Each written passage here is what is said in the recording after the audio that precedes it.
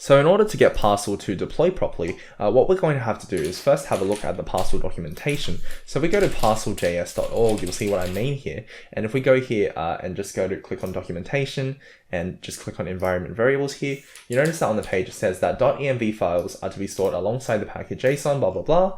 And then it also allows for .env and then the node env, which allows us to work with that one there. So what we're going to do now is basically go here. And we are going to grab our .env file, which we're currently using for the local. So we're going to grab this one, just leave this one here. So we're actually going to copy that actually. I'll just cut that or something and leave this file here. I'm going to call this one .env.local. And we're going to create another file and we're going to call this one .env.production. So this one's going to be our production env, and the reason we have to call it that is because that's what we're going to use for the node env. So now here inside package JSON, we're going to add in a build script, and this one's going to do parcel build src index.html like that. And if we do node env equals production at the front, then it will use .env.production. So now that we've got that, we can control C this one over here on the side, and if we try to do a yarn build, you'll notice that it creates a few files, and if we have a look inside dist here, we have this one up here, which is the file it created, and if we just hopefully that will format itself. Okay, it's not going to. But if we look inside here, we can actually probably find reference to this URL. So 13.55, yep, there it is, perfect. So it actually references that URL perfectly. So that works really, really well because now it's using that one. What we need to do though is instead of just doing this, we actually should do rm rf dist and then do that. So we delete the existing files. Like this one here, we don't want to get because this was previously from a different one, which was our watch script. So now we don't want to keep that. So we do yarn build, which deletes this whole thing and then recreates all of it. And that works perfectly fine. So we first rm rf and then we do the parcel build. And now you see we have it built here. So the next thing we're going to do is we're going to add in an S3 bucket, which can be accessed via the internet. And that is what we're going to use to host our classifieds app. So you can obviously use something like Surge. So like surge.sh is one that I use quite often as well. However, for the sake of this video, I want to show you how to do it with AWS, specifically using S3. So we're going to set that up now. So go over here into Terraform and let's create a new file here. We're going to call this one classifieds app.tf.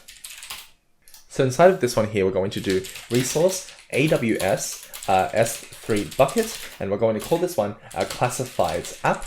And this one is going to have a bucket name, and we are going to call this one in the theme of, I guess, the similar bucket names we've had inside of Code Deploy app. So we've got like Lucas Microservices Demo. So we probably just call this one Lucas Microservices demo classifieds app like that for our bucket. And the ACL is going to be public read, which allows anyone on the internet to access your website, which is presumably what you want to do here.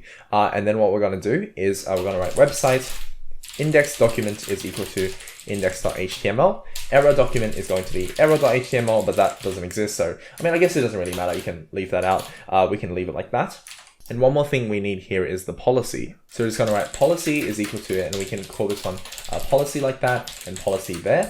And inside of here, we're going to paste in this. So this is basically something I got online. So now instead of calling this one example bucket, we're going to call it this name here. So put that name there, and let's just tidy this up a little bit. So 1, 2, and that one there, this one here as well. So basically this just allows us to get object on all of the items, which in turn allows us to use this as like a website of sorts. So we have this one here set up, and also space there, and we should be able to go into terminal here. And now inside of here, we're going to do Terraform apply again.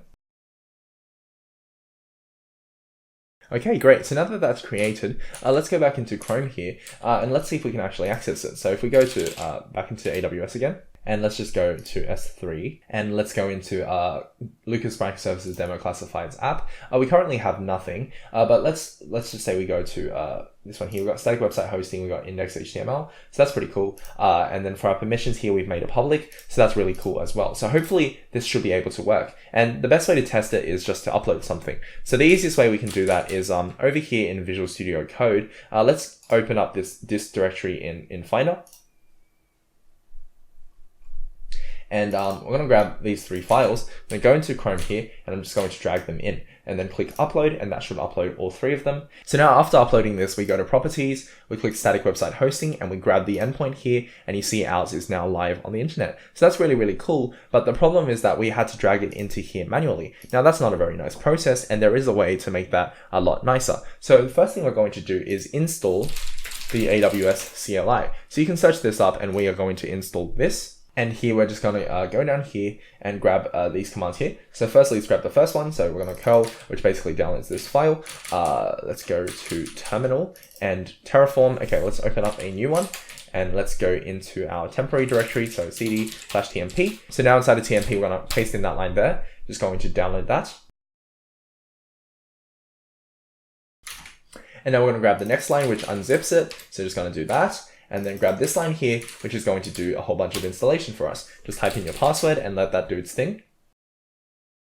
Okay, great. So now if we do AWS -- version, if I can spell that correctly, then we have access to this. So that is now done. What we need to do now is specify a credentials file to contain our AWS credentials. So now what we're going to do is just inside Chrome, you can do code and then so we're going to go to the home directory /.aws/credential, and we're going to create this file. And inside of this file here, we're going to write square brackets default, and alternatively, you can choose a profile name. I think it might actually make more sense to do like microservices demo here. And inside of here, we're going to do AWS access key ID, and we're going to give in the access key ID, which we can find in this file. So grab that same one, paste it in there, and then AWS secret access key is equal to, and we paste in this one there. So now by having this, what it allows us to do is use these credentials to upload onto S3 automatically. So now what we're going to do is we're going to go into classifieds app here. So we got this one over here. Let's go into dist and let's see if we can access AWS. You should be able to. And then we're going to do AWS S3 sync. And we're going to sync this directory here. So the dist directory with S3:// and our bucket name. So my bucket name is Lucas Microservices Demo Classifieds app. I'm gonna paste that there. And then after that, I'm going to write --delete --profile. And for my profile, I'm going to write microservices demo. So microservices demo like that. So now after you write that, if you write it correctly, it should synchronize everything onto your server. So we can check that here. We've already got these 3 files there, which is why it probably didn't upload anything. But I'm going to grab this command again. I'm going to delete these 3 files. So I think I need to go delete them one at a time, unfortunately. Oh, can I do this? Oh, great. Okay. So I can do that. Great. So I'll delete everything. And then in terminal here, let's just go over here and go into classifieds app dist. And we're going to paste in this long command and make sure it fits on one line. Great. So now that once we got that, we press enter and it should upload those 3 files onto our bucket. So now we have those 3 uploaded and we refresh here and they appear there. So that's awesome. So now we have that set up. So what we're going to do is we're actually going to go in classifieds app and create a new file, call it deploy.sh. And inside of this file here, we're going to write in this. So now I'm going to basically paste in that command.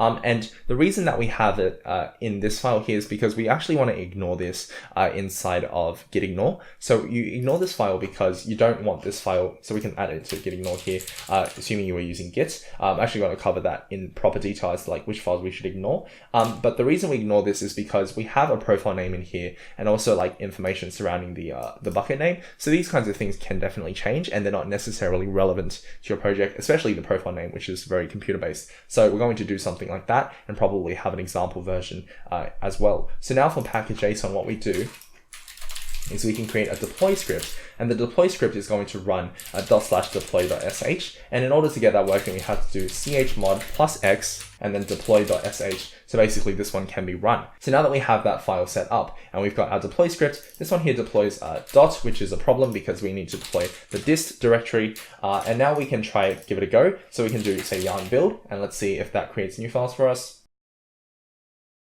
Great, so now that that's created those files, let me just see if I can save this, maybe add a few changes, see if it does anything there. So if I do yarn deploy here, we should be able to basically get these 3 files uploaded onto S3. And because we are inside deploy sh, we included -- delete, it actually removes any existing files there. So we only have the stuff that is local. So now we have the latest stuff and it's all uploaded and it's all working just fine. So we go properties here, we can actually access that on the internet, which is super duper cool. One more thing is that we can actually deploy without building, which might be a bit of a problem or might cause some issues. So what we can do to solve this problem is use a slightly built-in hook called pre-deploy. So pre-deploy, we're going to automatically run yarn build before we deploy. So let's just say now, like I say, for example, delete my index.html and I try to deploy. What's actually going to happen is it's first going to run yarn build. So it's going to rebuild everything and then it's going to deploy onto S3. So now that we have all of these things set up, in the next video and the final video, what I'm going to do is I'm going to look at clearing everything, basically cleaning up the repository here, and also adding everything into Git, so with Git ignore and everything, just to show you how I would also do that for a production repository. But now everything's already online, so it's really cool and it's all working just fine. However, it seems like we are getting an issue with build, because build, what actually is happening is it seems like our pre-deploy command here is building without having node env production being applied. So I think what we need to do is just add a node env equals production onto this one here. So now if we do that and we do yarn deploy one more time, let it build again. Great, so now that that is done, let's go over here, refresh one more time, and it's working just fine.